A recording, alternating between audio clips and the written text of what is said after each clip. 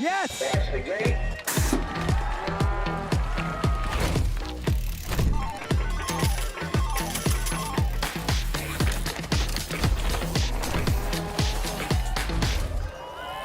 How does he do that?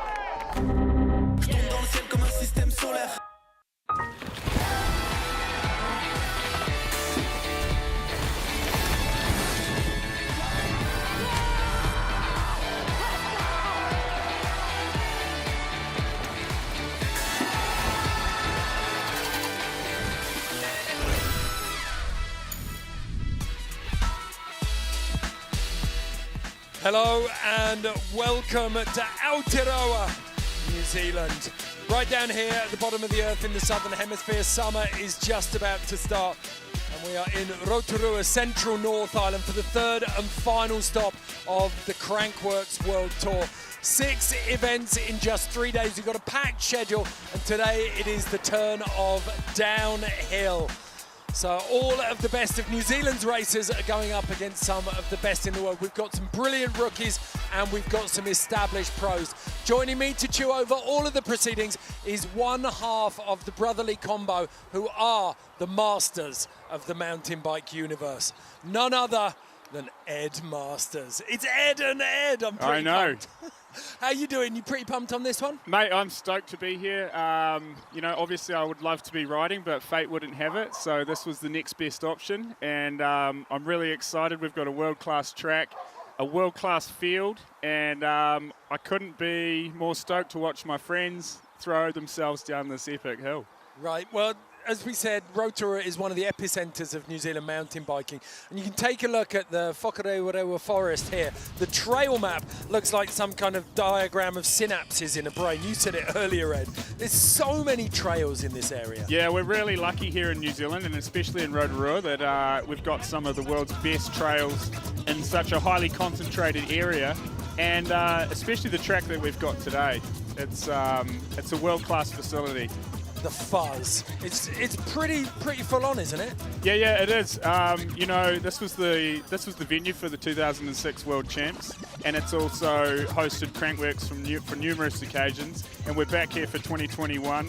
The track has everything. It's got loam, it's got roots, it's got rocks. It's high speed. It's a technical track. It's a real favourite with the riders, and yeah. It's gonna be a good one. Okay, we can take a closer look at it now. We've got Tohotoari Kipene, who's up at the top of the course with Brooke McDonald. This is going to be a bit of fun. Yo guys, I'm Brooke McDonald and this is Tura, and we are going to take you on a course preview down the Crankworx Rotorua DH presented by Gull. Eugene. Ripper Johnny.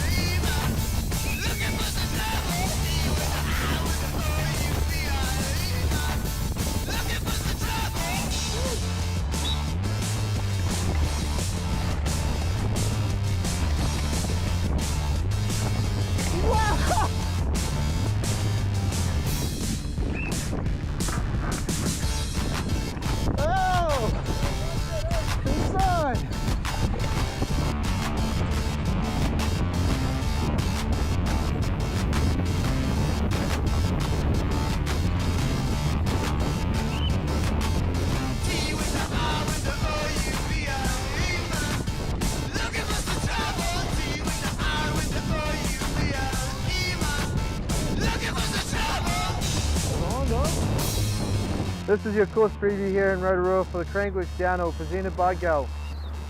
Mean G. Lovely to see the Bulldog up there having fun with one of the brightest sparks in New Zealand downhill racing at the moment. I actually spoke to a couple of marshals who said they'd seen those two absolutely tearing the course to pieces. They're going to have some fun today, Ed. But you picked out, there's an aspect to the course right at the close there that we saw, known as Schladders, that you think is going to be one of the make or break zones, don't you? Yeah, it's one of the sections on the track where there's a couple of lines, and in this case, it's quite a big step down, a natural step down into the natural amphitheatre finish kind of zone. So what you've got, and you saw Tohoto sending it, you've got a takeoff point up here, a landing point down here, and then by doing that, it sets them up for a high line across what is quite a treacherous off-camber section. So, you know, you'll see the top guys and hopefully some of the top women sending it all the way down, because if you didn't do that, then you're having to roll through this bomb hole, and by doing that, your bike's unsettling, you're unweighted, and it's making that getting across that off-camber and onto that high line a lot harder. So you've got to stump up for that big drop if you want to make it through that off-camber section afterwards. Yeah, I think for some of it, it's a case of white knuckling and full pull. Yeah, and I mean with the finish line in sight, you know, I think you'll have a lot of guys going for the full send. Okay. Yeah. Well, one thing that is definitely going to take full send today is a bit of motivation. You need to step up for these occasions, I find. So we decided we'd ask Ed for a quote of the day, and this is what you came up with, wasn't it? Yes. So my quote of the day from a wise man myself is that the key to downhill racing is to get down the hill faster than everyone else. And you know, I've always said that downhill, it's not a smart man's sport. It's pretty simple. It's about getting from point A to point B faster than the rest of the field, and if you do that, you can almost guarantee being at the top of the results sheet. I'd love to believe you, but Yeah. I don't think it's that simple. But the one thing we do know, we've had a little bit of rain, there's been a bit of wind over the last couple of days.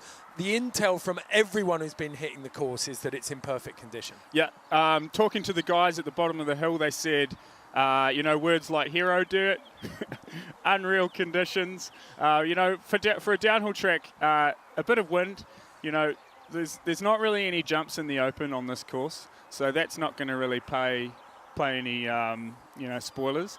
And the wind is actually going to play into our favour. It's going to dry it out, which is what it's done after a bit of moisture last night. And I think, you know, everything's set up for some pretty unreal racing. Okay, well, we're going to kick off with the women. We've got the start list now that we can take a look through. Highlights that stand out here: Harriet Burbage-Smith, good performance, a win in the speed and style this morning. She'll be looking for a good one. And then sixth to start, Jenna Hastings, youngest competitor at Crankworx Rotorua this year, just 17 years old, and she is flying, isn't she? Yeah, she's a real bright spark, and I think she's got a pretty bright future ahead of her. She's from just down the road in Taupo. She's been taking some big names, some scalps over the summer and in the summer's past, so I'm very excited to see what Jenna can throw down today. Well, she's got a list of names there to beat. Shania Rawson. It'd be interesting to see if Robin Goomstad, she had a big fall in speed and style, but Via Verbeek dropping second from last there. Currently leading the Queen of Crankworx standings, but it's very, very tight, and she knows better than anyone that the standard of racing here at Crankworx is going to be high. Yeah, it's definitely nice to have pretty much the entire field of women out here. It's full on. It's like a smaller field of racers, but like full quality as far as the women's field goes, and it'll be just as hard to perform at the top. So yeah, no, I look forward to it. I think it's a good thing that all of us are here, and it'll make for exciting racing. It's pretty much guaranteed in downhill that you're going to have exciting racing, but fascinating quote that we picked up from Via from the British Columbia Summer Series, that a lot of people will refer to her as a downhill rider, but she doesn't think that's where her strength is. That seems crazy to me. Yeah, it does, because, you know, she came from racing downhill World Cups, but I would have to agree with her is that she's transitioned into much more of an all-round rider. And with her partner Bas van Steenbergen being, you know, a bit of a top dog when it comes to all things dual slalom, speed and style, and the training that he would be putting in behind the scenes. Obviously, Via is piggybacking on that, and you know, she's developed more as a rider and has become much more all-round. Well, it shows here. We can see the Queen's standings. Harriet Burbage-Smith closed that gap a little bit this morning with that speed and style win, but Vea taking 3rd place. So she got, I think, 60 points on the board for that. So she's still very much in control of this race. And with, I mean, it looks like Bas van Steenbergen, it's all but crowned for him. That race is over. So we know he's going to be king. It'll be interesting to see whether we can have a boyfriend, girlfriend, king and queen of Crankworx. This is what we've got for both men and women in downhill. It's the same points because you've got big fields. So 100 points for first, and then dropping down 20 for the rest of the podium, and then 10 into 4th. And 26 points, I mean, they're not big numbers, especially if you're Harriet Burbage-Smith, who's looking for big numbers. She needs to put a couple of places between her and Vea Verbeek if she wants to close that gap again. Yeah, but everything counts. You know, I was talking to George Brannigan this morning, and he turned up at Speed and Style, which is not really an event that he would normally enter in, because you know, he's battling for the, you know, the 4th and 5th place in the overall, and he picked up 30 points just by qualifying and throwing a few one-footers. So it all counts when it comes to the end of the season. Yeah, and Baz has bagged all of the points at the top of the standings, so it's actually quite close between everyone else. So the King's race is still there. We're kicking off with the women though first, and we've got a couple of points up at the top, but I think we're going to kick off with Danielle Beecroft, who didn't race speed and style this morning, but she's been there or thereabouts in the Queen race all season. Yeah, and she's a seriously well-rounded rider. You know, I think she's taken victories in dual slalom. You know, she's always up there in downhill, especially pump track as well. So, yeah, I wouldn't be surprised if we see a pretty stellar run out of Danielle today. Okay, I'm going to put you on the spot now. You are the expert, so it's got to happen. Who do you think, like, if you were picking a top 3, which names? Go with your heart. Let's hear your heart first. Let's call it a box trifecta, so I'll pick 3 names, but it can come in any order. Okay. So I'll go Casey Brown, Jenna Hastings, and I mean, there's too much to play. Via's got to be up there. Okay. Yeah. I think that's a really strong one. And for me, I feel like it's all about experience versus local knowledge. Like, we've got a lot of big names here, but we've also got a lot of people who know this course inside out and race it regularly. Yeah, but the thing is that this course isn't open to the public, so like people aren't allowed on it during the week. The only time you can ride it is at a Crankworx event. So generally it's a fresh track, and a lot of these girls will have actually ridden it more than the locals of like Jenna Hastings and stuff. You know, she's only 17. This is her first year on the course. So, yeah, it'll be David Goliath. It could go either way. Okay, so we just saw there Louise Ferguson, one of Fort William's finest, is currently in the hot seat. But Danielle Beecroft of Australia, the girl out of North Richmond, now dropping in. And like you said, this doesn't get ridden at any other time. So this is pretty much fresh grass. Yeah, this is fresh grass. And, you know, the conditions are good, so there'll be lots of grip out of that start gate. You can just see Danny here. She's just exiting the Larches, which is one of the most technical sections on course. A lot of the riders will be breathing a sigh of relief just to get through there. But, like, if you just look at it, the track's rolling fast. Danny looks like she's making light work of everything that's thrown at her right now. And there's a double back up there you were talking about earlier that George Brannigan misunderstood what people were doing. Yeah, I think George is one of the only guys, well, the only guy this weekend to pioneer the huge gap, which was a miscommunication. But even just looking at the feed, you can see how off-camber some of these sections are. I've watched this on TV for the last 5 years, and I knew it was off-camber. I walked it the other day. I couldn't believe how different it is. You know that the camera flattens everything, but so much of the course is so off-camber. You're fighting that fall line all the way. Yeah, and like obviously video never does anything justice on how steep or how gnarly some of the terrain is. And you can see Danny coming through Schlatters, the section that we were talking about before. But it looks like she's on a really good run. But she has got that low line through that traverse. Yeah, and I think if we look at our splits here, she's slightly back on Ash Bond, who actually grew up in Rotorua, so maybe that local knowledge is coming into play a touch. So second place behind Ash Louise Bond. Ferguson. I think it's Ferguson in the hot seat right now. But Oh, okay. Yeah. So Louise is she's from Scotland. Now calls Queenstown home, and obviously she's thrown down a pretty sick run. I've seen a lot of footage of Louise Ferguson pioneering backflips with an airbag or a mulch jump. Okay, Harriet Burbage-Smith, amazing performance. Played it a very, very clean set of cards this morning in speed and style. At a time when consistency was key, she was able to keep it tyres down. And I mean, coming into a downhill race after already having a win earlier in the morning is only going to help your confidence. Harriet's recently picked up, you can see she's wearing the Red Bull lid, which is, I can imagine people were pretty stoked when they get one of those deals. Well, you've talked about it being a confidence game so much, and that kind of validation from a big brand about how they feel about your future prospects must be a feather in your cap. Oh, 100%. You know, most riders would be lying if they said they wouldn't want a Red Bull deal.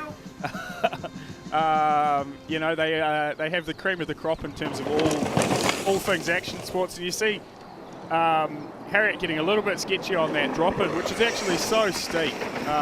It doesn't give it any justice on how steep that ground is.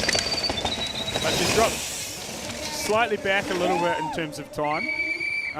Louise is obviously throwing down pretty amazing run so far, which doesn't surprise me. She was a lifty in the Queenstown Bike Park, meaning that she's got some of the world's best trails riding day in, day out. Yeah, you've got the same, if not greater, gradients to play with constantly. If you want to go and shove yourself on some steep terrain to prepare for this. So second place for Harriet Burbage-Smith, just behind Louise Ferguson. 17 seconds back, though. That is an impressive time for Louise Ferguson at the moment. I'm honestly thinking that could be hard to beat. Next up, we've got Keilani Hines. She's one of my pivot teammates, so I'll be rooting for her. Out of Seattle, the BMX racer got onto the big bike. So downhill's not a natural habitat. You used to seeing her in dual slalom and pump track, but she started getting her head round downhill over the last couple of seasons. It's definitely something that takes some work. You know, dual slalom, speed and style, pump track, they all share similar skill sets, whereas downhill there's a bit more, it's a bit more of a beast to get your hands around. And the only way you can do it is just by putting time on the bike, and obviously riding some unfamiliar terrain always helps. Because in pump track, speed and style, dual slalom, you've got the terrain is almost a constant. These berms are beautifully sculpted, and so there are no surprises. Whereas you constantly, it's like you're constantly putting out fires in downhill. You're going from mistake to mistake, just controlling the run. Yeah, it's about being a good firefighter.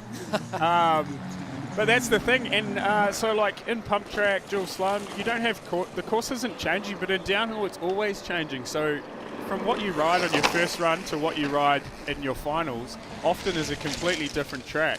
It depends whether Brooke McDonald's just been there for you. yeah. I mean, you only had to look at what Brooke and Tohoto were doing. You know, they were having a lot of fun. I actually had a bit of FOMO watching their helmet cam before. But yeah, they're definitely moving some dirt on their way down. I felt I stood next to Brooke as he charged through one of the rock gardens, and I thought it was an earthquake. Yeah, the ground was shaking. I think they got the nickname wrong. He's not the Bulldog, he's the Bulldozer. Okay, so Keilani Hines coming across, fourth place, 20 seconds back. Louise Ferguson's time's looking more and more impressive here.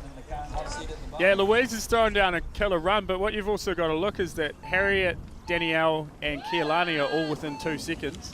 So definitely right up there in the mix. Next up we've got Casey Voicey. Very impressive 19-year-old.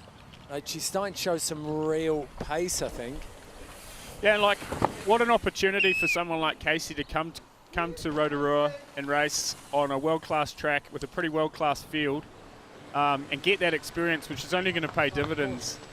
And it's also without having the spectators and stuff, you might have a little bit less pressure. But then you've also got, you gain so much. Like we're missing the chainsaws, we're missing the shouts and whistles, and we heard it in Speed and Style a bit, but you don't get that same enthusiasm, I don't think. No, you don't get the same enthusiasm, but for a young rider, sometimes that can be a little bit derailing.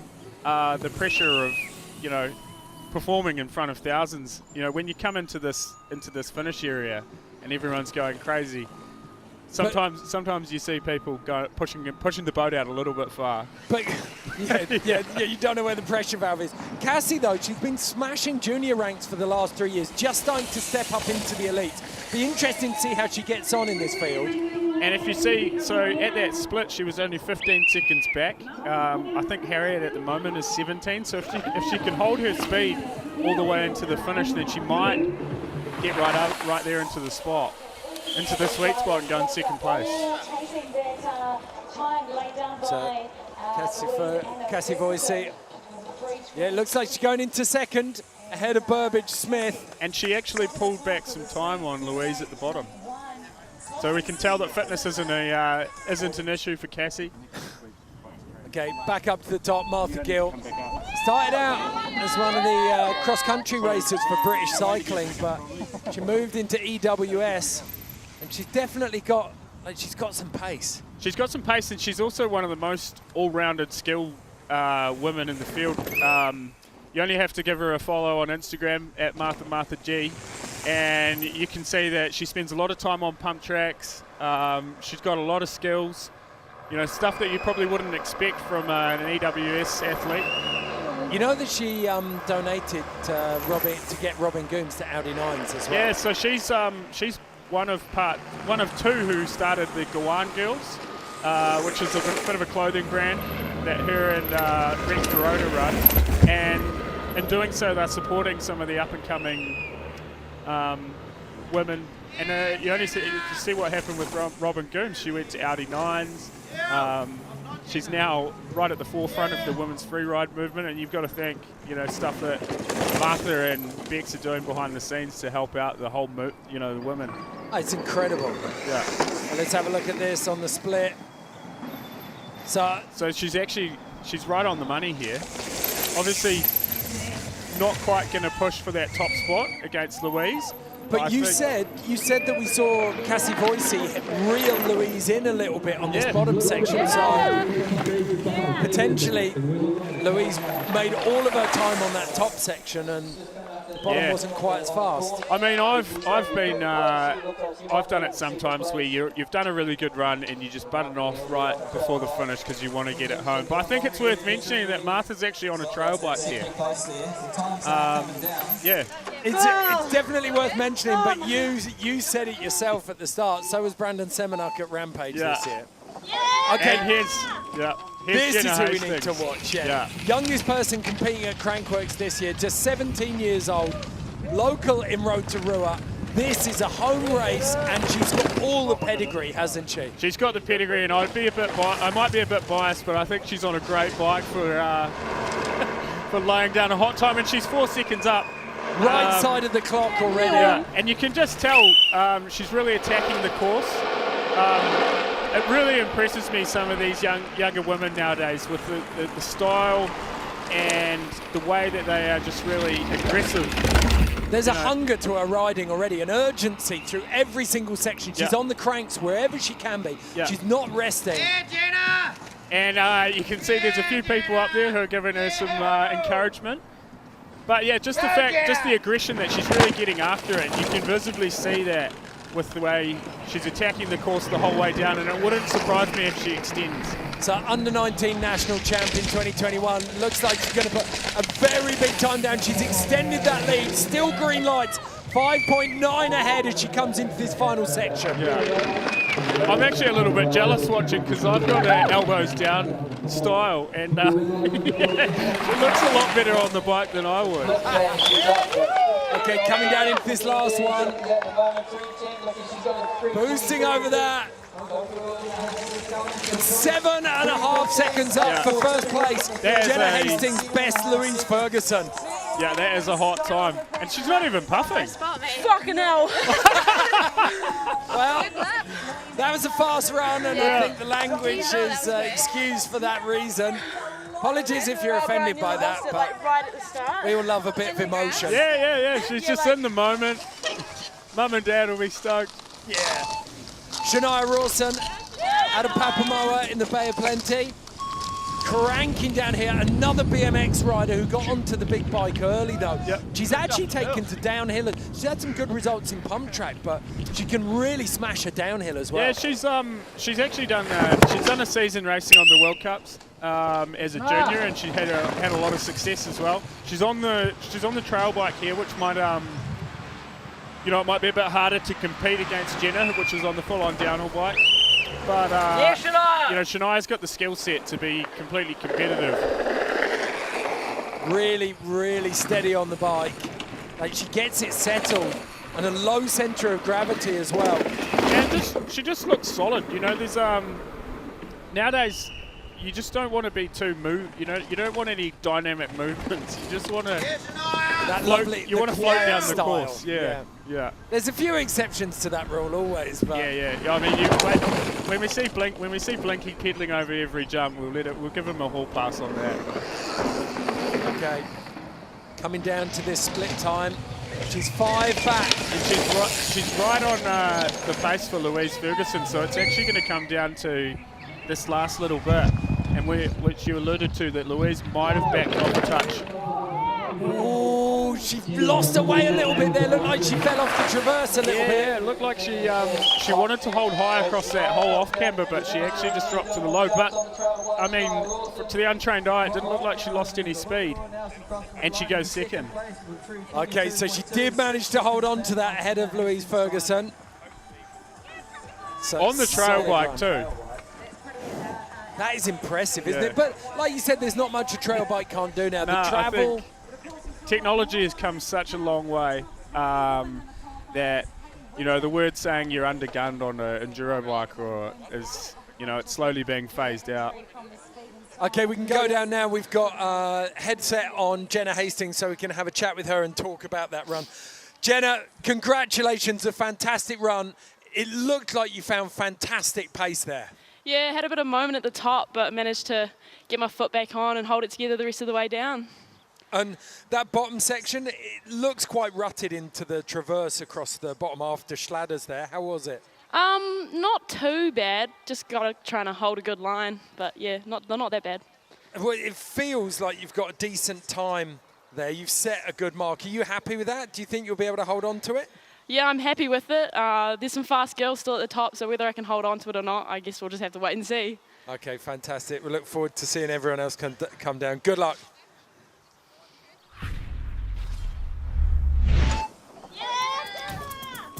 Okay, so a little replay here of that run, Ed. What do you see in this? I mean, we said it in the race, it's urgency.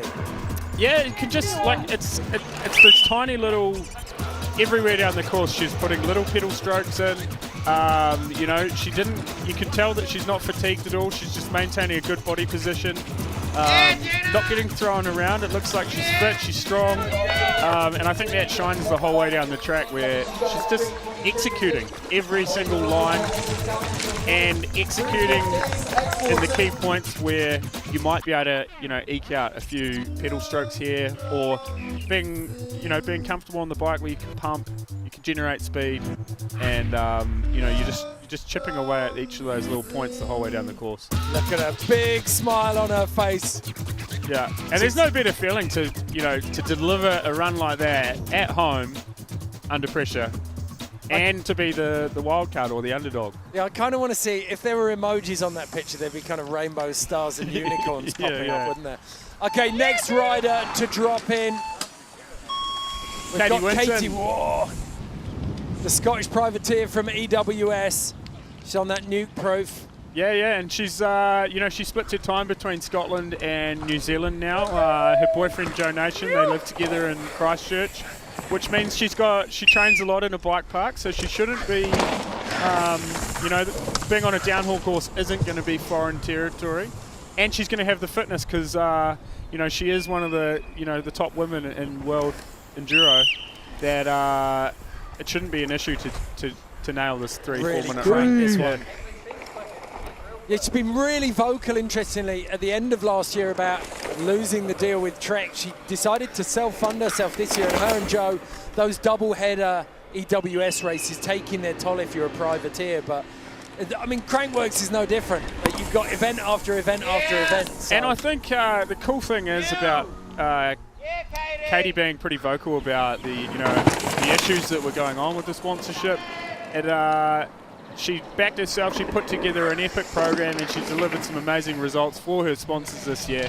And, if you were looking to back someone, get in touch with Katie, because, she's a great ambassador and she's a world-class athlete. And she worked, the clear thing was that she worked so hard. Yep. She got that high line there. So making her way down, she got one table and then the scrub. Around that right-hander. I mean, how cool does the bike look? It's an awesome colour, isn't it? Yeah. It's like into fourth place, slots in just behind Louise Ferguson, but just ahead of Martha Gill. I couldn't quite make that out. That's that thick Scottish accent coming through. I think she's out of Aviemore. Like, through the rock garden there. And I mean, these rocks are, they are sharp. And I think, that's a good segue into the Cush Core thing, that a lot of putt riders will be using these inserts to save. Yeah, so, I mean, they've been around this season pretty much, isn't it? They've been a new addition. Yeah, the last few years, riders wearing these rubber inserts inside their tyres to save the wheels and to stop the, the top of the tyre bottoming out and causing pinch flats. And, when you've got sharp rocks like what we saw on the graphic before, I'm surprised it took that long for the mountain biking industry to adopt them. Yeah, they've been around in moto for a while, so. Okay, next in, Vaya Verbeek. I mean, this is an important run for Vaya. She's, obviously she's at the top of the Queen of Crankworx standings, but she's going to be trying to get any points over her nearest rivals. A little bit more wind up top there now, and it looks like those grey skies are coming in, so there could be a race for the women. Here we go. Interesting front tyre running pretty low pressure there. Do you think that's because she's got the inserts? Well, to be honest, I honestly would have thought that she would be lower. But 25-27, that's pretty. That's a pretty standard tyre pressure to be running. I've seen some people almost a go little down bit. to 23 though, and that's myself. I'm like a 23, 24. But some people are going down to the 21. Okay, let's see the split time. This is critical. And then actually the win is not what's important here. I imagine in the back of Via's mind is, am I ahead of Harriet Burbage-Smith? Yeah. And I mean, Via, she might not think that downhill is her strength anymore, but she's got a lot of experience. She's raced World Cup, she's raced Crankworx, she's won. She's kind of done a lot of things in the downhill world. So it'll mean that in a moment like this, she can just deliver the run when she needs to. Yeah, you had Via in your prediction, didn't you, for top three? And at the moment, she's just outside that. Has she managed to make the distance up on the back end? Fourth place, just outside the top three. Louise Ferguson's time. Yeah, Louise is looking good. Really holding up here. Shania Rawson holds on to second. And the 17-year-old under-19 New Zealand national champ retains the hot seat and gets a high five from Vaya Verbeek there. I mean, it's so cool. And I think, we were talking about it before, that Crankworx has been a platform for young Kiwi riders to springboard themselves onto the world scene. And, this is exactly what we're seeing before our eyes with Jenna Hastings. It's like the coming out party. It's that kind of, if you can see it, you can be it. And watching riders of this caliber race in front of you since she was 11, 12 years old, she would have seen this. So. Okay, only one rider left to drop. It is one of the legends of Crankworx, Casey Brown. Let's have a look. These are her results, not of all time in Crankworx, of 2021. You got 3 seconds, 2/3 and a first there. And the first, as you pointed out earlier, Ed, came on Psychosis, one of the biggest and most challenging downhills in the world. And it's just an iconic event, you know. Psychosis, I think the winning time's 12 minutes, so it's 4 times the length of this course.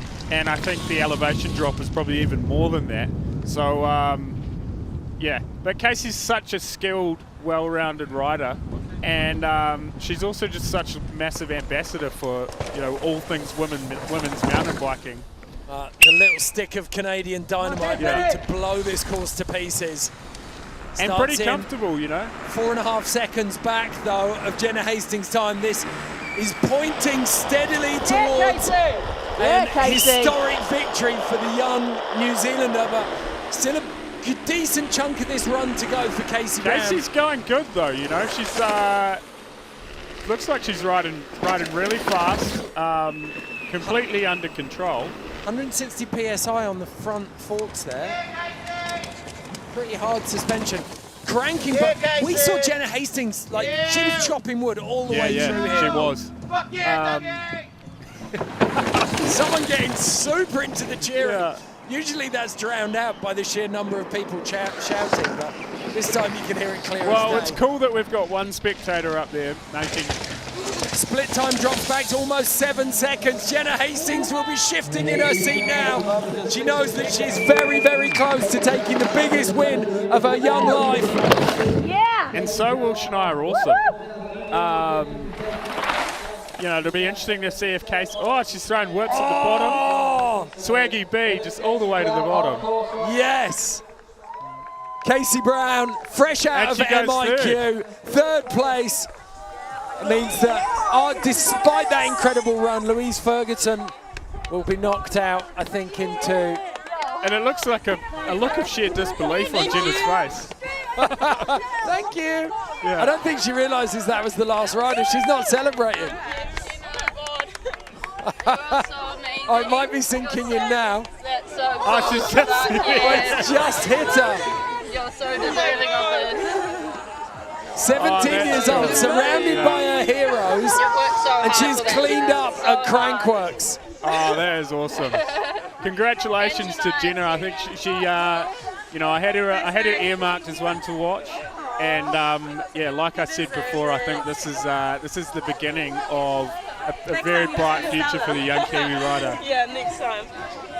Okay, we'll take a look at her run now. The youngest competitor, not just in the downhill, not just in the women's, in the entirety of Crankworx Rotorua this year.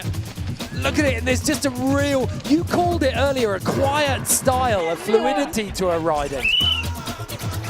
Yeah, and just how she attacks the course, you know, that perfect body position, being central on the bike and just, you know, making it happen when it matters. Elbows low. Yeah, That was the elbows key. high, elbows high. Yeah, you don't want to be elbows low like me. Look at that cranking all the way to the finish. It is a Cinderella story for Jenna Hastings, and it's easy to think that something like this is a surprise, but she's been working so hard all year for this. We've got her on the camera now so we can go down and interview her. Jenna, can you hear us? Yeah. Jenna, congratulations. Pretty emotional down there. Yeah. Oh, bless you. Did you come into this? Did you think it was a possibility, taking the win? Honestly, I don't even know. Oh, what were your thoughts? What was your aim at the start of the day? What did you think was possible? Have fun, push myself, just see how well I could go, I guess. And obviously, you get into the hot seat there, and you start watching people come down. At what point did you think that a win might be possible? I don't know. Yeah. Well, it's happened. You better believe it. And, you know, I think the whole of New Zealand is proud of you, so good stuff. Thank you. And what does this mean? I know it's difficult to sum up now. It doesn't look like it's even begun to sunk in, but what does this mean for you going forwards? It's pretty unreal. I haven't really thought about that, to be honest. Well, thank you so much. Congratulations, Jenna. Enjoy this victory. Thank you. Oh, what an absolute pleasure. She smashed that run. Yeah, that was so sick. Yeah, no, she definitely you know, she just made the most of a great opportunity, and you know, it's come out on top. So we can see there you've got two of the local riders who know this mountain so well. Jenna Hastings, Shania Rawson in first and second. Casey Brown, very quick run, managed to put her in third. And then Louise Ferguson, the young Fort William rider who, she was in the level 3 riders. She was right at the back there in the AMS. And then she pulled out a time though that really, really stuck. Very important win there, I say win, very important result for Via Verbeek though in 5th place because we can see Harriet Burbage-Smith, her closest competitor in the race for Queen of Crankworx, not even in the top 8. Yeah, it's just about accumulating those points.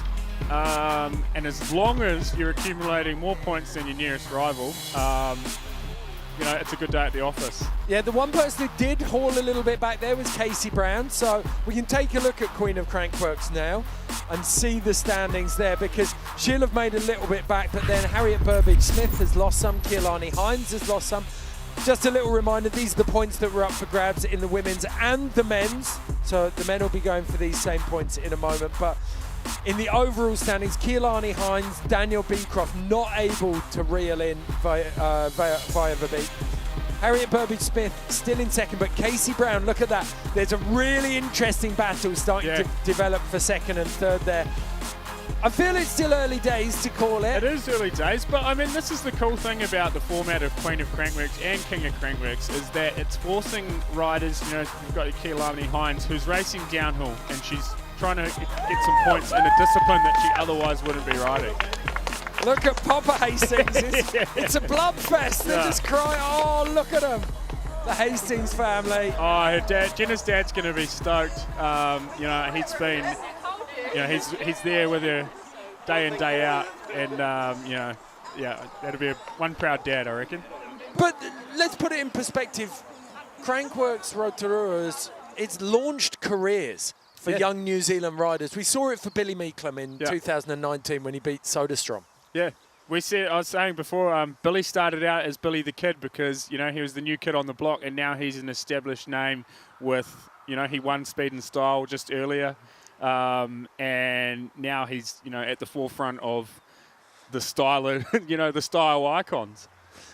You can imagine, can't you, that you've got team managers for all of the factory teams desperately scribbling down Jenna Hastings' name on the top of their wish list now. Yeah, and everyone back at the Pivot office in the States will be stoked. I'm sure they'll be watching this, so, you know, we're proud. Fantastic. Proud to have her on a Pivot. Well, you can see all of the women there hoisting Jenna Hastings up onto their shoulders. Just 17 years old, and she has bested some of the finest riders in New Zealand. And I think the cool thing here is the camaraderie between the women. You know, they're all so supportive of each other, and yeah, and to have a new girl on the block is even better. Okay, well, we can go now. We'll take a quick look at the Crankworx website. If you're interested in anything to do with Crankworx, you can go there. You'll find the schedules. You'll find all of the results. There's huge athlete lists. You can check out the race for the King and Queen of Crankworx. You can also go to the shop if you want to get stuck into some merch. There's some really, really rad stuff in there that you can get straight on the trail and get as mucky as you like. I've got my eyes on that Boneyard Bowl. It's like a muff. I'd be going for a beanie because I'm lacking in the hair department. Okay, so Jenna Hastings taking out the win here in Rotorua. A huge victory for her. We're going to be back with the men's very shortly after this break.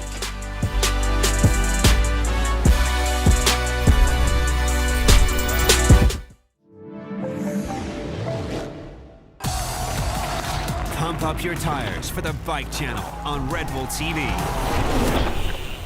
And check out the best live events, feature films, and shows. Download the Red Bull TV app for free. And sign in to watch all of our content offline. Download the app now. Ready for a ride in style? A freeride mountain bike film combining progressive riding with cutting-edge filmmaking. Once you start something, you've got to go all the way in. It's such a satisfying feeling. It's really hard to explain. A film oozing with the effortless style of some of the most talented riders of the coastal crew. Motive. Now available on Red Bull TV. Fear. A constant companion that even the mountain bike elite have to deal with. And your mind just starts kind of playing tricks on you because you can't do anything. 3, 2, 1, Delve deep into the psyche of the athletes and get to know one of their biggest driving forces, reverence, a journey into fear. Now available on Red Bull TV.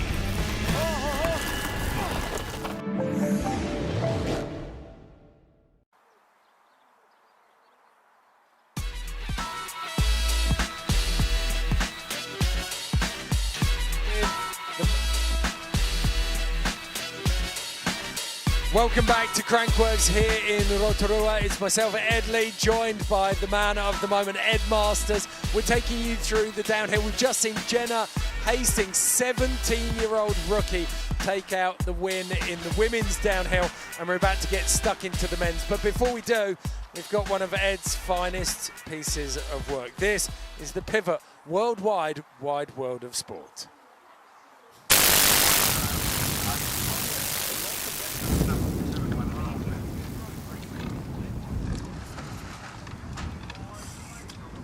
Oh, apologies.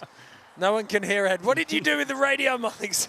I don't actually know, but all I can say is that was journalism at its finest. It's just we may have run into some technical difficulties with the audio, so yeah. I was really looking forward to watching that as well. It was Ed feeling a little worse for wear, literally being shot out of a catapult. Yeah. It'll come out online, yeah. Okay, we can look forward to that debuting. We're getting stuck into the men's racing though, and from your perspective, we've got, again, a fascinating field of races here. A lot of up-and-coming young New Zealand talent that's desperate to prove itself, but we've also got some big legacies. Yeah, we've got, it's a case of the young bucks versus the old dogs, I reckon.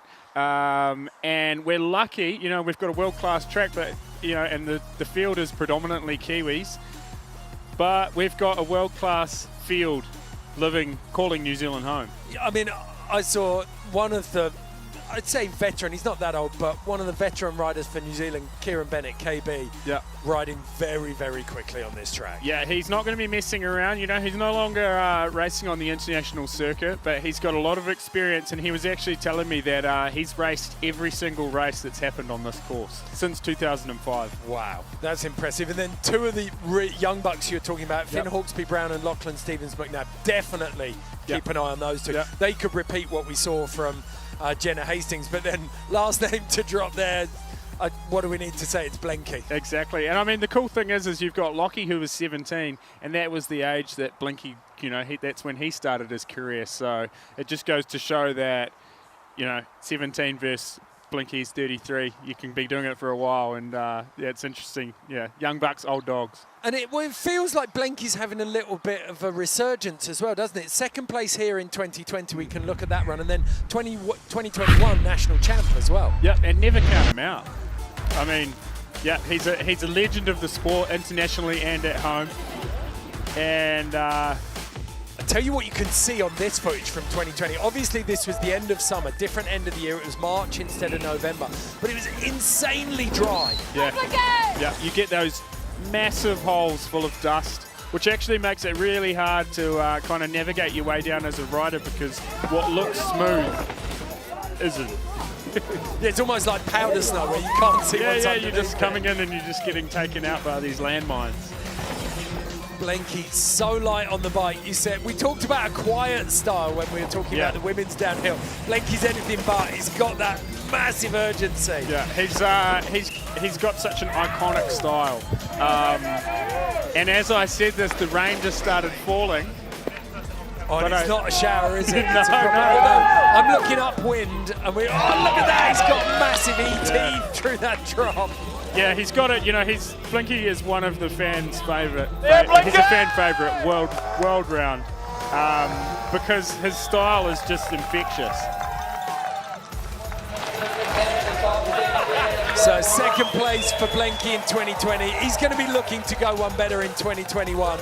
But as we see Blinky cross the finish line there, we can look at the other end of the spectrum. Blinky's kind of established himself. Te Hoto Rikipena, one of the strongest riders. Oh, wait a second, we got the race underway. And he's with one of the most stylish riders. I've got money on Remy Morton throwing down the best scrub on that finish jump. I watched him practicing yesterday and he'd got a leisure top on that looked more like a parachute. Yeah. But Remy, what people forget is that Remy, you know, Remy was a top junior racer in the World Cups. He was on the factory polygon team. Now he's merged more into the kind of stylish free ride type rider. He's got the Red Bull mid. You only have to look up his speed of sound edits to know, you know, Remy is he's a dialed guy on a bike. And he's so passionate as well, isn't he? Yeah. So Dan Self leading at the moment ahead of Brady Stone and Jade Nadlam. One of the Vanzacks down there in 5th as well, Dave McMillan. Yeah, it's Dave's first time back on the bike since March. On the downhill bike after having a huge crash on a course he built for an edit. But Schladders, and Remy opting to roll Schladders, not boosting. And that's what we're talking about. You can see as he rolled into that dip, the bike became unweighted and it's a bit harder to get it under control heading into that high line. Oh, not as much of a scrub as I was hoping for there. As he crosses the line, 4th place, 6/10 back. Look at the time. We've got we've got the first 4 men all within a second. I think you have to pay Rob Warner royalties, don't you, if you say look at the time. Yeah.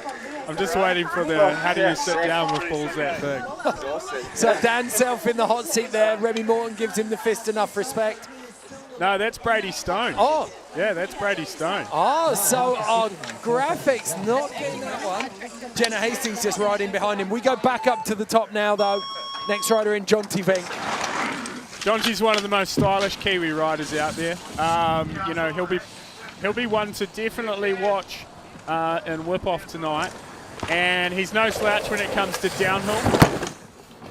Most Kiwis grow up racing downhill before, you know, and he's up at the split. Look at that, right side of the clock. He's green at the split. He loves the monster energy on a Friday. So, yeah, I don't think he'll be running out of any energy down the course. Oh, yep. So, blast through that section. And fun fact here, he's actually riding one of my old bikes. So I can vouch that he's on the perfect setup. You're not biased at all. Nah. But he's hammering the pedals, he's attacking the course. So still he's cutting more and more time away. He's gone from 0.4 to 0.6 up. And he's boosted it. You called it. Yeah. He's got that good line, high line there, over the table. By trade, Jonty builds. Hey, there. But that cost him time. You Yeah. saw the back hanging out as he landed. Definitely a little skid there. 1.48 up. How did he go from 0.7 to 1.4 up? It was the gapping down Schladders. It was. Yeah. Look at you. One of the best pundits in the game sat next to me, Ed Masters. So Brady Stone. Jonty looks like he's stoked with the run that he's put down. Yeah. He's talking to you there. Okay, next in Charlie Macchia. 21 years old out of Hawke's Bay. Now we were talking about movements on the bike. We actually call Charlie Slinky Man because you'll see as he gets down the course, there's a lot of limbs going everywhere. He's a tall dude. It's his 3rd year in the elites. Yeah. I remember last year he rode fast and loose down the bottom section. Oh, he's an exciting guy to watch. Interesting line on the rock garden. It looked like it worked really well. Nice.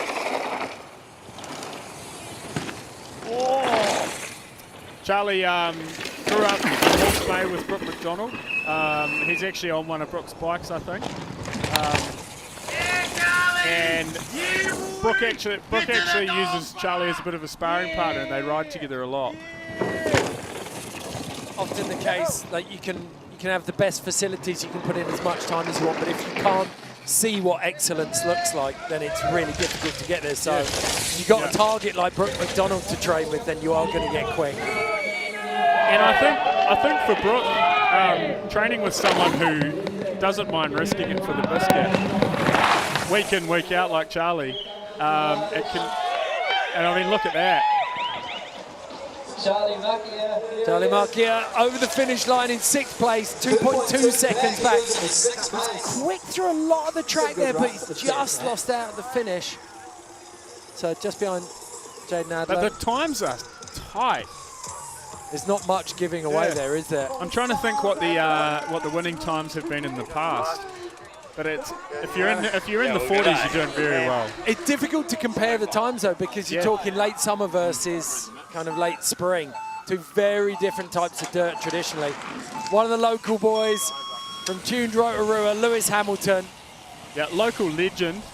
Yep, I think his dad, Dave Hamilton, is he's a real stalwart of the Rotorua mountain bike community.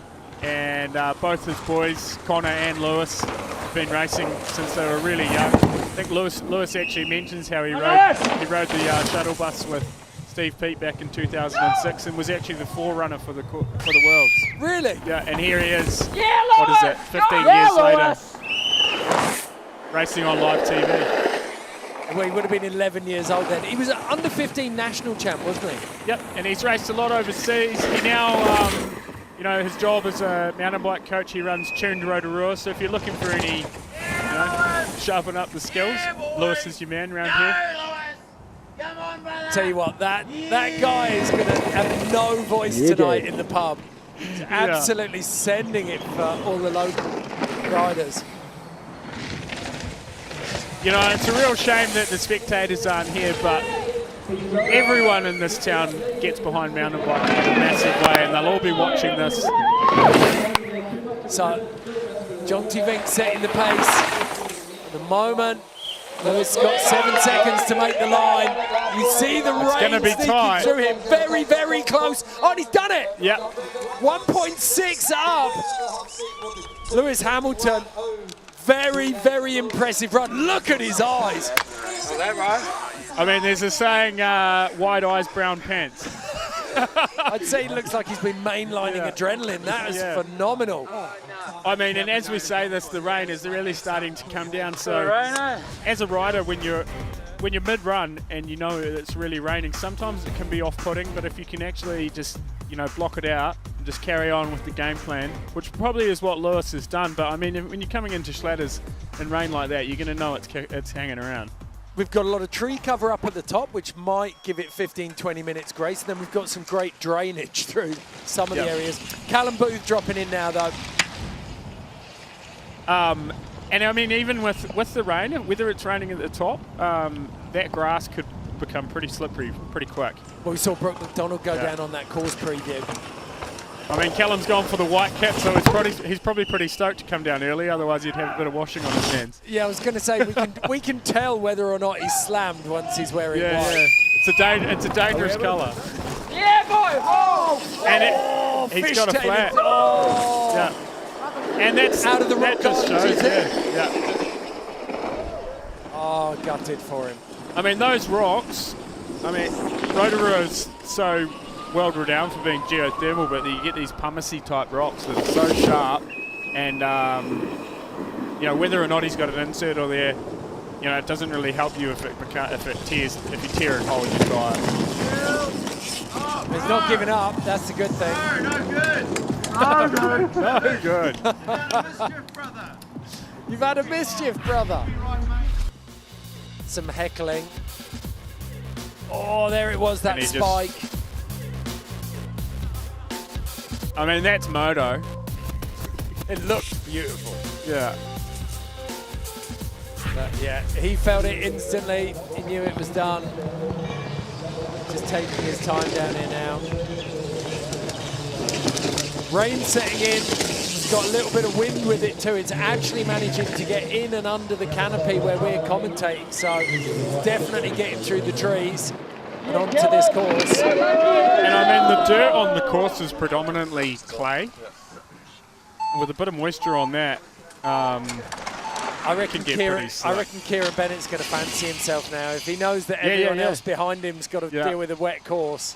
These are the kind of opportunities as a rider where you've just got to, you know, we say roll the dice, but you really have to, because you know that the conditions are only going to get worse than everyone behind you. So it's an opportunity, and it's if you grab the ball and run with it, you know, you can come out with some pretty amazing results. Okay, 34-year-old out of Christchurch, 1.2 seconds back at the first of the splits. A very accomplished rider, you know, he was on factory teams, he's raced on the American circuit.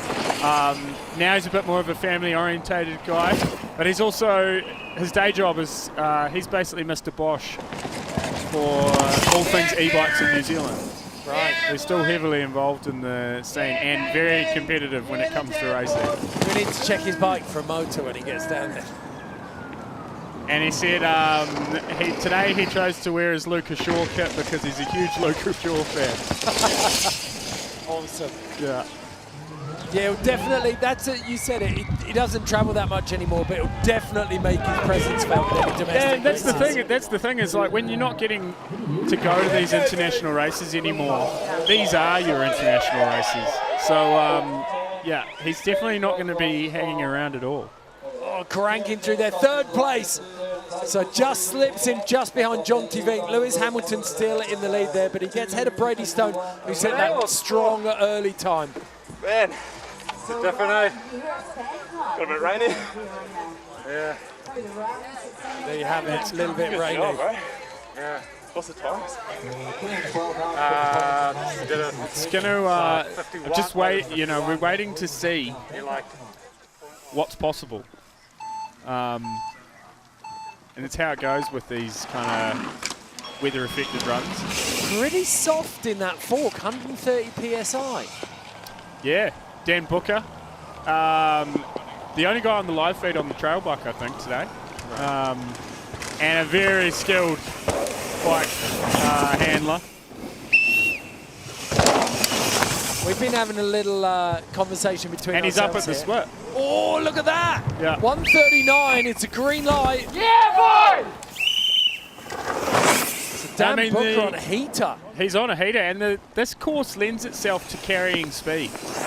You know, there are spots where you can really see the rain coming down. It's starting to, but there are spots where you can hammer the pedals, but not many. So it's all about carrying speed into those key sections. And I think that's where the trail bike might actually, you know, it's going to be a sharp tool in his shed. You get a little bit more glide, and you've got to give some credit to the rider as well if you've got that touch and that feel to really get the bike moving. And we talked about it earlier, 29ers versus mullets. It could be that the 29s come out on top. Lewis Hamilton at the moment, he's on the 29er, and then right behind him, Kieran Bennett on a 29er as well. It's also worth mentioning that Dan Booker's on flat pedals. Yep, holding it down for the Sam Hill fans out there on the Nuke Proof as well. And goes into second place. Oh, disappointing after that really fast top section there. Yeah. Potentially that top section of the course is quite dry. I mean, you can see it on his jersey that it's really, he's quite wet. I reckon the bottom section of the course where it gets way more open through that construction zone and then into the finish, it's going to start slowing down a little bit. Especially with the construction zone, because, you know, it's fresh dirt, but then it's hard pack. And this is our current leader, Lewis Hamilton's run. He was still, the rain had just started here. And you've got that feeling that timing could be everything for the Rotorua local. Yep. Yeah, like we were saying before. If you're at the top of the hill and you can see that the rain is probably going to stick around, you've got a bit of an opportunity on your hands. And if you can roll the dice, stay on the bike, you know, it's going to be quite hard for anyone else to beat you. Very, very quick through that bottom section. But I wouldn't count any one of these guys out, you know, especially the likes of Blinky. I grew up in the same town as him, and we rode in the wet quite a lot in a lot of sketchy conditions, so I think he's going to feel quite at home. Okay, we can talk to Lewis now down in the hot seat. Lewis, how did that run go for you? How does the course feel? I think I was the last one that got a bit of luck there with the rain coming in, but my run was good. Felt clean and did what I could. So yeah, pretty stoked. And can you let us in on how are the conditions at the top? Yeah, when I was in the start gate, I could see it coming across, and just before I got into the trees, it sort of covered up the goggles a bit. So through the trees, it was a bit blurry, but as I come out the bottom, it was full on. Yeah. How confident are you feeling looking at the amount of quality that's left to drop? Oh, there's a bit of experience up there, so not holding my breath yet, but I'm sure it'll come. Okay, congratulations on that run, Lewis. Thanks for talking to us. Thanks, guys. Okay, let's take a look at the leaderboard as it stands at the moment. Lewis Hamilton 1.3 seconds ahead of Dan Booker. John T. Vick not far behind. Kieran Bennett, not the run he wanted, definitely, as you said, Ed, affected by the rain. Yeah, I mean, it's just the way it goes sometimes. You know, we don't actually, you know, we don't have any onboard footage, but when it's like that, it's so easy to make a mistake. And in downhill racing in a field of this caliber, you can't afford to make any mistakes. So, yeah, it's going to be, I mean... Well, let's take a look now who else is going to drop. We've still got a stacked field. Like Lewis Hamilton, arguably one of the best local pedigrees here, alongside Kieran Bennett. Both of them got a lot of racing experience, but when you start looking internationally at this list, we've got the boys who did so well at the juniors this year, Finn Hawkesby Brown and Lockie Stevens McNabb. But then you've got the likes Brooke McDonald, Sam Gale, George Brannigan, Tohoto Arikipene and Sam Blenkinsop. I mean, that's... Yeah, anyone on this list could win the race on their day. That's basically what it comes down to, which makes it really cool for us. Obviously, the weather is starting to play a bit of a pivotal role in the story of the race. But, you know, crazy things have happened. You've only got to think of some of the iconic downhill runs. It can happen. Some of the best of all time. I think one of the guys, when we sat down yesterday and we started talking through everyone, one of the sharpest knives in the draw right now, it feels like Tohoto Arikipene is his star is blazing so brightly. Yeah, it's you know, he is one of the, he has a huge bright future. You know, he's one of the guys to watch. You know, if I was a team manager, he'd be at the top of my shopping list. You know, his season in 2021 started out, you know, with a couple of non-qualifications, and it was just a confidence thing. But then I liken it to being in a cloud. You know, he stuck to his guns, he kept chipping away, and at the tail end of the season, he wasn't out of the top 20, which is a huge accomplishment. But I think Tohoto's just got that style that is, you know, the top guys have. It's that spark, and it's floating down the course with not really doing much, you know, making it look easy. You look at the Greg Minnaar, the Locke Bruni runs, sometimes they look like they're going slow, and that's actually what you want. And that's why I think Tohoto's probably, you know, if downhill racing had a draft and 2021 was, you know, had the draft, then he'd be the #1 pick in my book. Interesting. I mean, that's a big call, but he's got that potential about him, hasn't he? And just his attitude, the way that he actually holds himself, not necessarily on the bike during racing, but around the races as well. Yeah. He's not super uptight. He's not super relaxed. He's just kind of following his own path. He's really self-assured. Yeah. And you never know what's going on behind closed doors, but what he's putting out is just chilled out, ready to deal with whatever comes with it to him. And I think when you get to the higher end of the sport and there's a lot of pressure, being able to, you know, switch off and just, you know, have that mentality of just, you know, going about your business. Because at the end of the day, it doesn't matter who's in front of you or who's behind you in the start gate. It's just a name on the shirt. It's your name on your shirt that matters, because you're the only guy on the course. You know, we're not racing head to head. It's just you versus the clock, about putting down the best run that you can, and a lot of that is just about confidence in yourself. Okay, I can reach just outside the canopy here. Get a little bit of rain on my fingers. It's definitely raining, which means grip is at a premium for these final few runs. So we're going to take a quick look at the Maxxis tyre check, find out what Tohoto, Sam Blenkinsop and Matt Walker are rocking.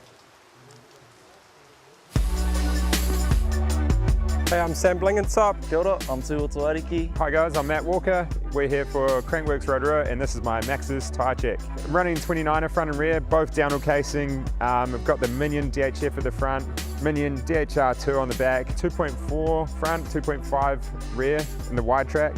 I find it's just a really good combo for all-round conditions. This is my go-to tyre for pretty much everything. Even when it's raining, I just love this setup. I'm running a mullet setup, but on the front I got a Asagai 2.5, 23 PSI in that. And then on the back I got a DHR, 26, 27 PSI in the back, 2.5. It's quite a fast track, but also like big holes and like pretty loose in some spots. But yeah, this setup normally works well for me.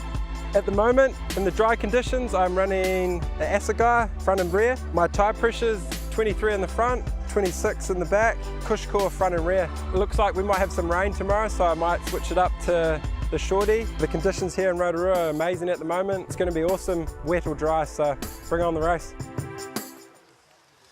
So pretty much guaranteed Blanky's on the shorty now.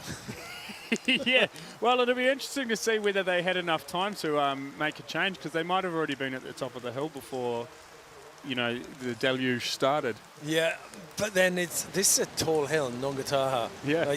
You'd think you'd be able to see the rain coming. You can radio it in. Talking of shorties, though, we've decided, well, I decided that we could make a good section, and it's a terrible pun, Ed to Ed, of head to head.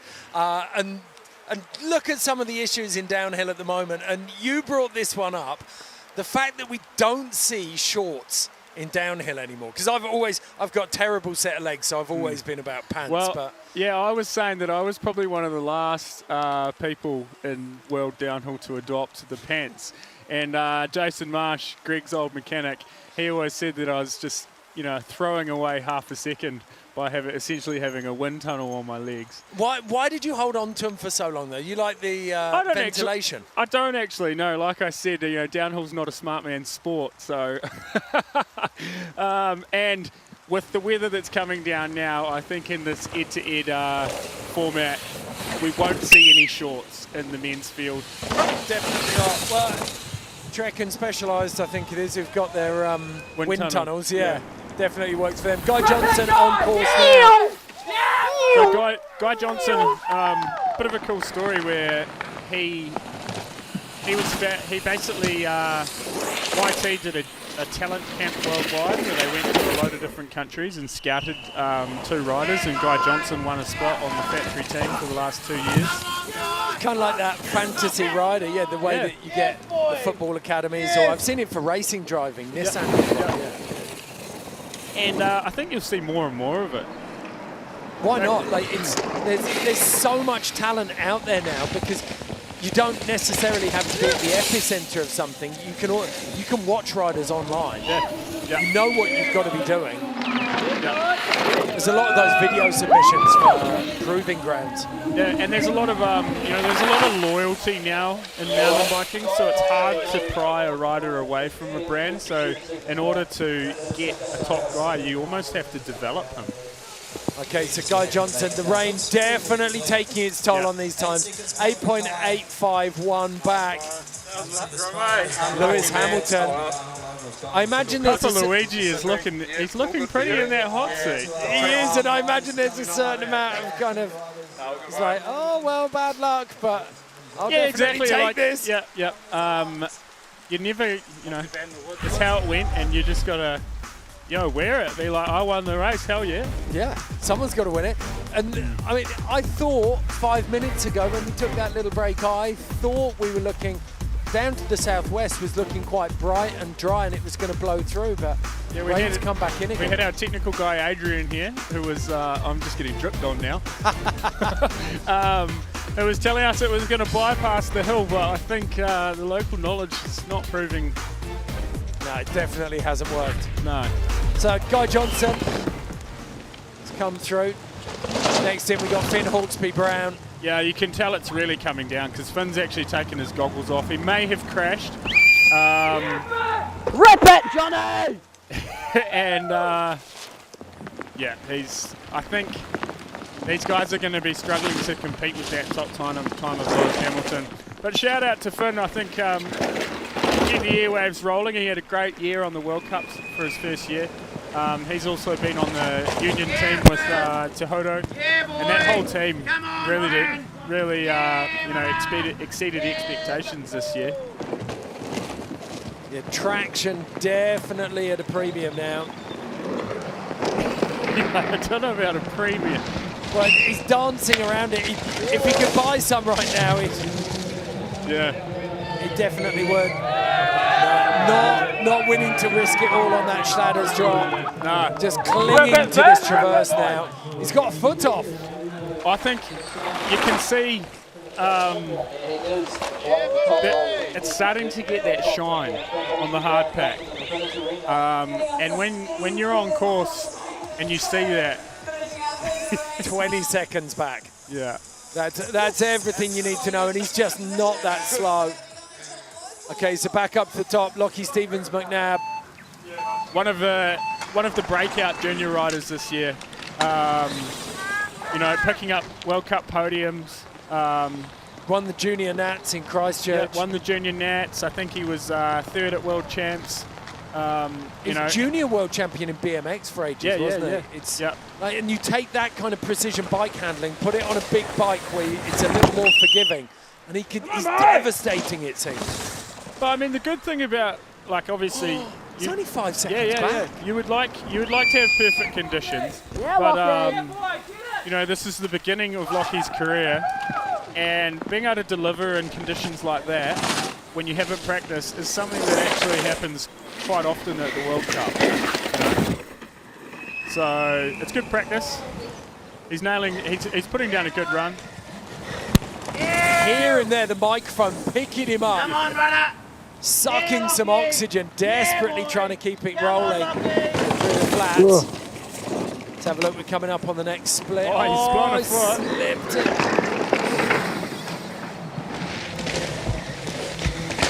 8.36 back. It's those shiny parts that are just starting to get so slick, but he gaps down Schlatters. And he came an absolute clopper there yesterday. Absolutely smashed himself. So big round of applause and credit to him for getting stuck back into that Schlatters drop. I mean, this definitely won't be the last we'll see of Lockie Stevens-McNabb. Yeah, I think that's an incredibly respectable time given. His dad, Steve, and his whole family will be watching this, and I think he's done a good run given the conditions. It would have been cool to see what he could do in the dry, but it wasn't to be. And there's the gap we were talking about. See the rain hanging in the air there as well. Okay, next in Bas van Steenbergen. Yet to be confirmed, but almost certainly guaranteed king of Crankworx in 2021. Dropping into the mist now, you can see that. While he will definitely be racing, I can't see Bas wanting to push the boat out too far in these conditions. He's already wrapped up the king of Crankworx crown. Yeah, he doesn't need to push this. He doesn't need to injure himself. He's got nothing to gain. So I'd say get down the hill safely. That'll be the game plan. But what a talent in all disciplines. It's unbelievable, isn't it? Now, I think there's a good shout out for Bass's brother Tom, who went down hard at Rampage. And I mean, the Van Steenbergen stable was hell of a set of bike riders. I mean, it was a consolation getting the Best Trick Award, but it was the cruelest slam to have laid that front foot down.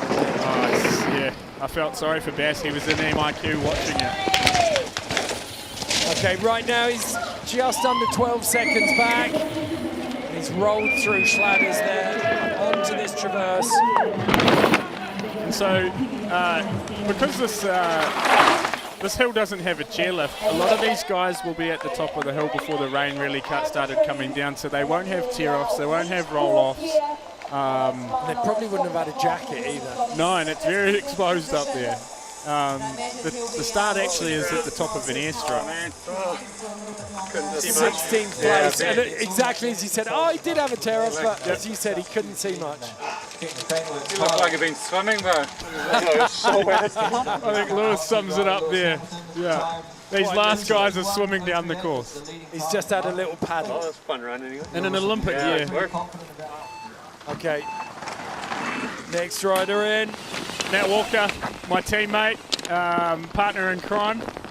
He grew up in Koldo, which is only 40 minutes from here, and he is essentially a Rotorua local. He's cycling royalty in New Zealand, with his sister Sarah being a silver medalist at the Olympics. But I can't imagine Walker is, yeah, you can see the goggles are off. Come on, Matty! Come on, boy!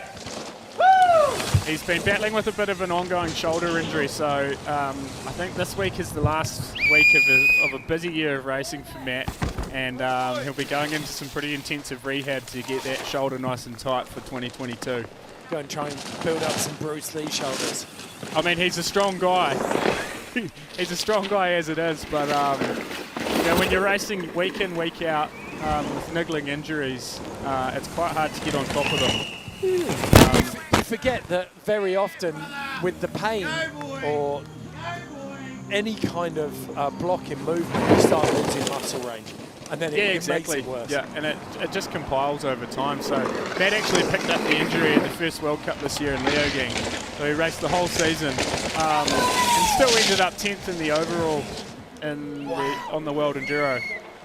So it was a good season by all accounts, but to be able to do it with, you know, an ongoing injury is, you know, but Kiwis are built tough. Yeah, we're always so stoked to have the opportunity to race overseas that no one wants to pull pin early. So Matt Walker coming in, 25th. Looking good in the fly racing kit. Yeah, it's definitely going to get seen. And you know, any time you ride a bike in a bright colour, you've got to be good, because people are going to look at you. Okay, the Bulldog's up next, out of Hawke's Bay, 29 years old. Brooke McDonald. Absolute beast mentality on this guy. It'll be interesting to see if he backs off. I don't think he will. He won't back off. Like I was saying, he's the bulldozer as well. He'll just push the stuff out of the way. Come on, Bulldozer! Yeah! Absolutely cranking. And only 4 back. That is impressive, isn't it? Yeah, the Bulldog! A massive crowd favourite in New Zealand and around the world. You know, obviously has come back from injury, but just his mentality and just his riding style just means that everyone loves watching the Bulldog ride. And well, there's no compromise, is there? You know what you're getting when you watch Brooke ride. It's 100%. Yeah, he beats the course up.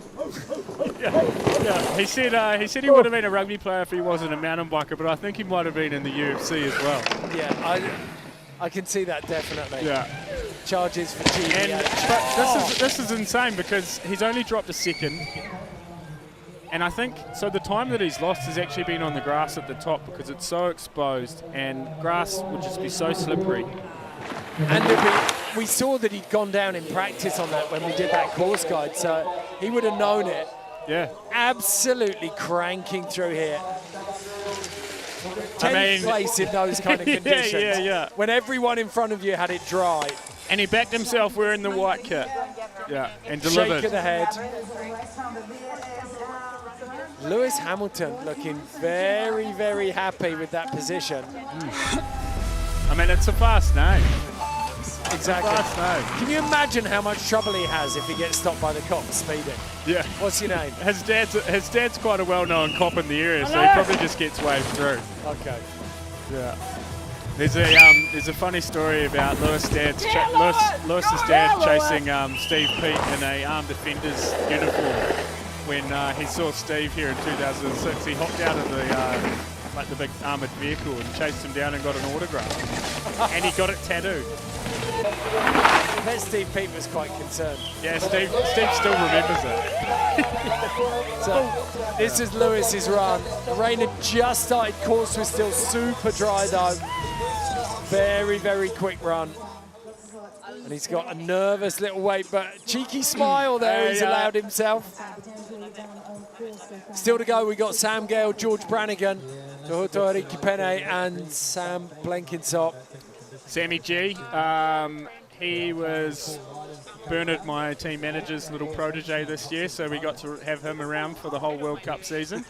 And it was really fun. He's a very bright, you know, he's got a bright future ahead of him, and a very stylish rider. Be interesting to see what he can do in these conditions. You can hear the brake pads hooting at the top there already.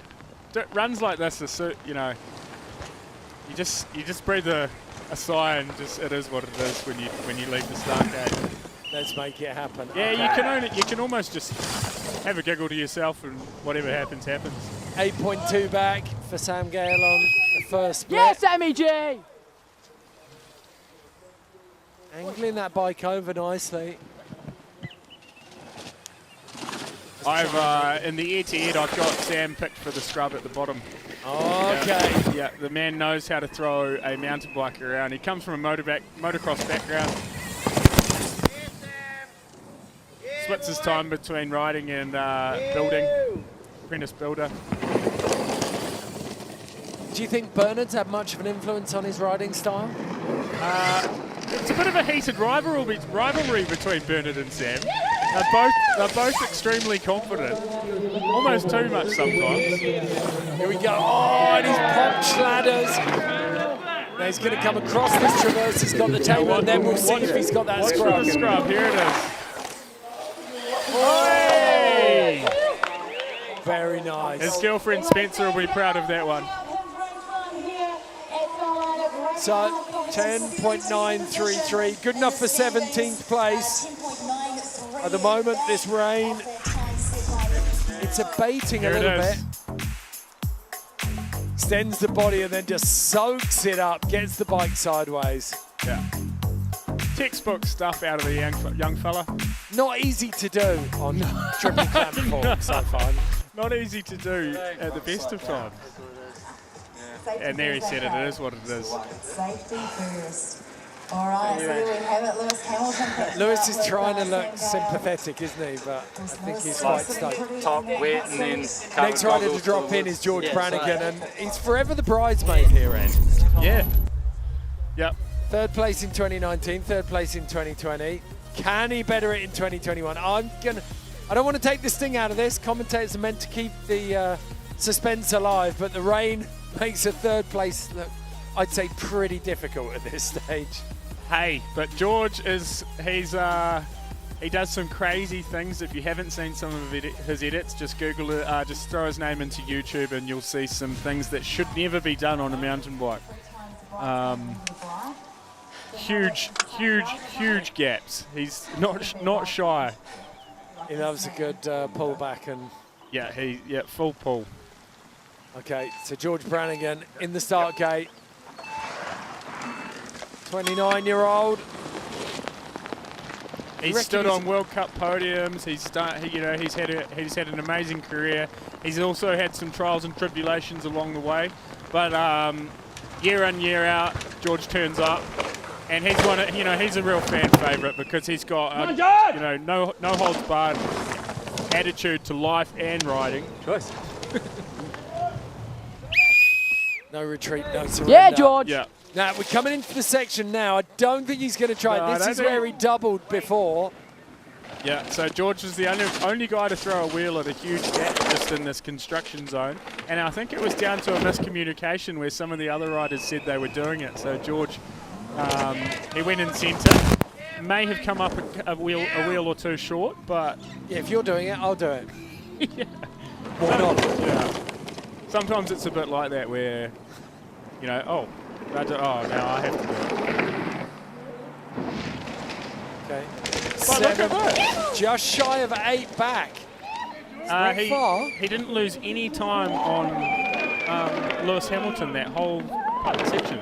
That's incredible. Yeah. Which shows when they're in the trees, it's all game. But it's out in the open where the guys are losing the time. So 8.42, not much at all lost there. George Brannigan in 14th place. I think when he watches the replay of this back, he'll be able to feel pretty proud. Yeah. Yep. Fun though. Yeah, you hear him saying there, that was loose. And I think it's what we can't see. It's at the top. They're losing a chunk of time because it's all in the grass. There'll be a brown snake where the grass is worn out, but it's hard pack and it'll be super slippery. And I think that's where the guys are hemorrhaging a bunch of their time. And I think the roots as well up there, there's a few areas where yeah, you just don't want to be anywhere near them. Yeah, and just the little things, you know, there's a section called Fat Man's Route where you do a big natural step down and then you've also got to step up over a bunch of roots. But if it's rolling a bit slower and you can't step up over the roots. Okay, let's talk about our next rider, Totori Kipene. This kid is the real deal. The man of the moment, really. Yep. You know, I'm gutted we can't, you know, everyone can't see the run that I was expecting Tohoto to throw down, because you know he's a Rotorua local. He's born and bred. His dad's Slim. He's a shuttle driver. You know, everyone in the New Zealand mountain bike community has shared a laugh with Slim on the shuttle bus, and you know, to see his son, you know, the sky's the limit. I think slaying it right now. Yeah, he's in the gate. He's slaying it, and he's just such a dude. Mokatu, his hometown. Yep. First place where Māori walkers landed in New Zealand. And home of some of New Zealand's best pies, Mokatu pies. Oh, okay. Yeah. It's good to know. So Tohoto he'll be definitely making some moves to get to the bottom for a nice steak and cheese, I reckon. Okay. He's taken off into the gloom, now into the larches. And only 2 seconds. 2.5 seconds back. And we're so we are seeing the run. Ooh. Absolutely letting it hang out at the moment. And this is what I was alluding to before, is he's got this effortless style where he just floats down the course, but he's just generating speed the whole time. And I think that comes from his BMX background and also his chilled out demeanor. He can just, that guy is having it. Yeah. I mean, this is unreal. He's actually, you know, he's really moving. Let's see what the splits are. He's very, very quick at the moment. And he's only 2 back, you know. That's phenomenal. Exactly as you said, because he's not losing time, it means he's keeping pace with Lewis Hamilton. He's keeping pace the whole way. Phenomenal run through. He's staying high on the traverse. So far, this is the ride of the day, hands down. And look at the speed he's carrying into the bottom section. Okay, he is a little bit. The first place looks like he might be out of sight, but only just. So close. 4th place in completely different conditions to everyone else.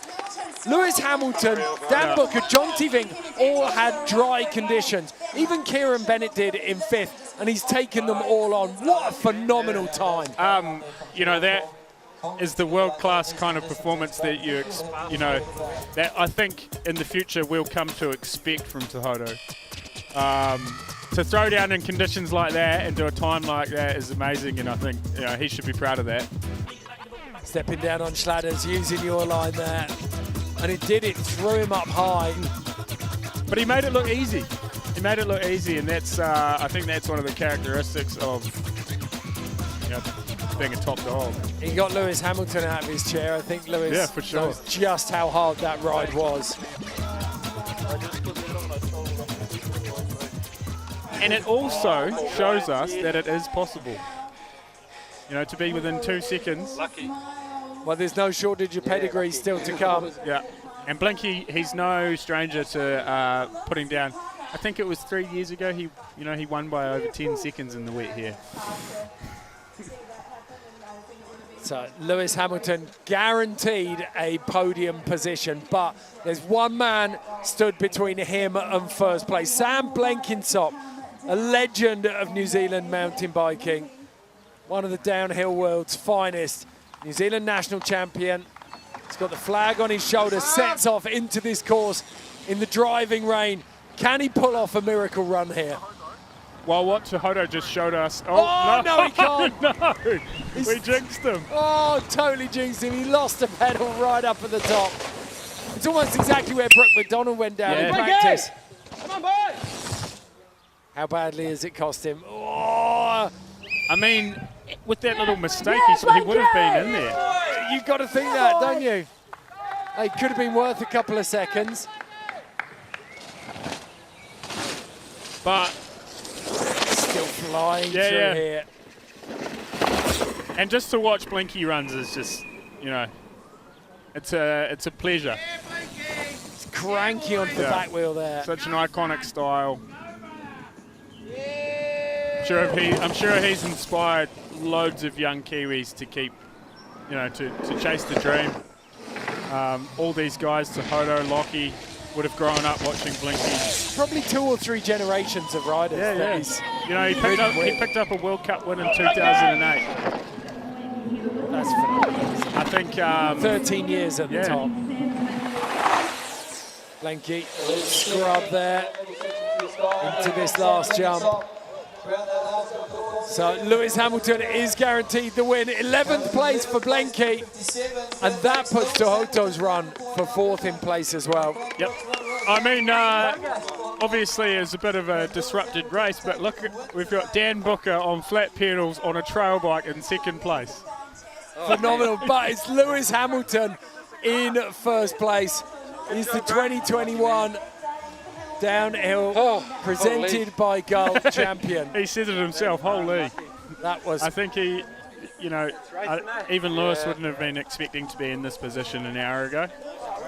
But that's the way the cookie crumbles. Exactly. It could have been the other way around. It could have been a wet course that was drying and slowly got faster and faster. And that's generally how it goes. So, you know, the luck falls on both sides of the field sometimes. Look at that. Just slowly soaking it up. Father to Jayla. And it wasn't an absolutely psychotic run, but it was very, very consistent, very steady. Consistent, calculated, and you know, he got to the bottom, and like he said, he knew that he was going to be one of the last guys to have conditions that were probably more favourable than unfavourable, and he's at the top of the results sheet at the end of the day. Well, we can talk to him now. Lewis, congratulations. Phenomenal performance. Did you know, we talked about it briefly, but did you know up at the top that the weather was coming in? I could see it coming, and I was pretty lucky to get to like the first bridge just before the trees and kind of have like half a goggle lens full of speckles, but can't control the weather, and yeah, didn't expect it. Yeah. How well do you know this course? As good as everyone else. We don't get any more sort of time being a local to be on the track, so it's pretty special to have it open up and get amongst it. A phenomenal amount of New Zealand talent was in the mix today. I mean, it feels like New Zealand downhill is in rude health at the moment. Would you agree? Yeah, certainly. The juniors that have come back overseas are on hot form, and if at any time, yes, I think New Zealand's really shown a spot on the world scene. But with that in mind, it makes this victory for you even sweeter. The fact that you can take down both some of the legends of New Zealand downhill and these up-and-coming rookies and stand on top of the podium, it's an impressive performance. Yeah, thank you. It's, well, you're always trying to win, but in conditions like that, yeah, you know, I guess the weather gods were on my team today. Yeah, got the lucky one. Hey mate, a local boy taking out a massive race. You've got to be very proud of that. You delivered when the time matters, you know, and luck falls on any side of the field sometimes, and you know, you should be proud of what you've done. Yeah, I am. Yeah, thanks for that. It's, yeah, pretty stoked. Awesome. Thank you so much, Lewis. Phenomenal performance. Thank you, guys. So, confirmation of those results. Lewis Hamilton, 1.3 seconds ahead of Dan Booker, as you said, the Australian on his trail bike. Then John Tiving. A phenomenal ride from Toto Arikipena. You have to say, dry conditions, this race would have been his. Yeah, I mean, that was the ride of the day if I had to put a mark on it. And it just, you know, obviously we've been bigging him up the whole broadcast, but he delivered for us, and he showed that, you know, he's got the talent to run with the best of them. And yeah.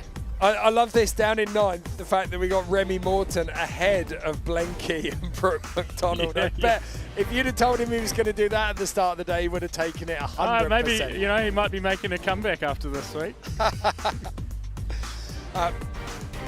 Bas van Steenbergen in 21st there as well. No risks for him, but he has got another impressive result under his belt ready for that King title. We can take a look as well at the Queen standings, which I think really, when we're looking at the overview of the whole of Crankworx this week, that's one of the most interesting battles.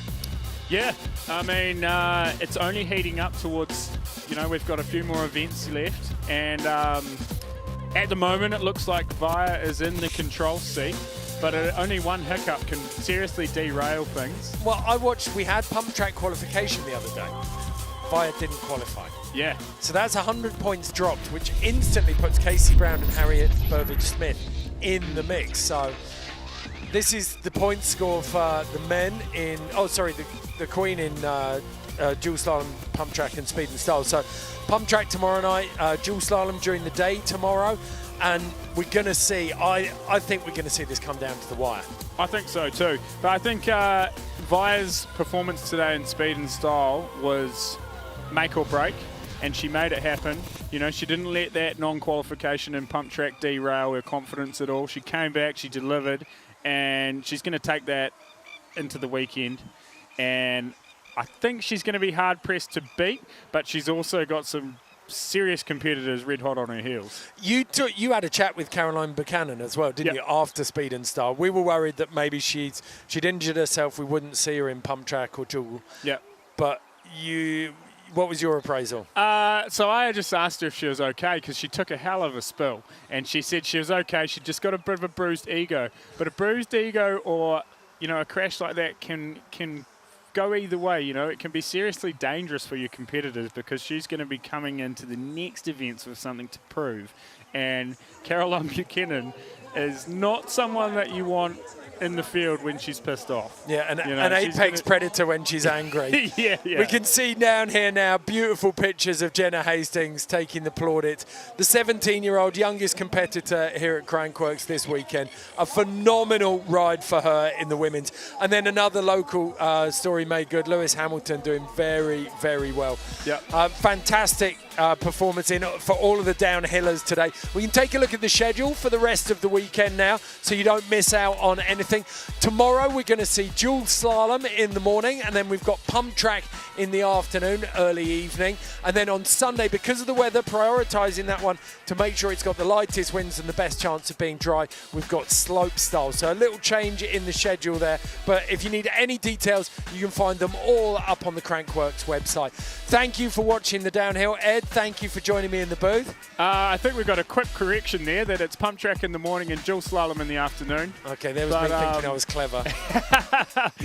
Hey, it happens to the best of us. But thanks so much for having me. It's been really fun, and we've had some amazing racing go down. Yeah. It's been emotional, I think is the way to say it. Thanks for joining us. We'll see you tomorrow morning.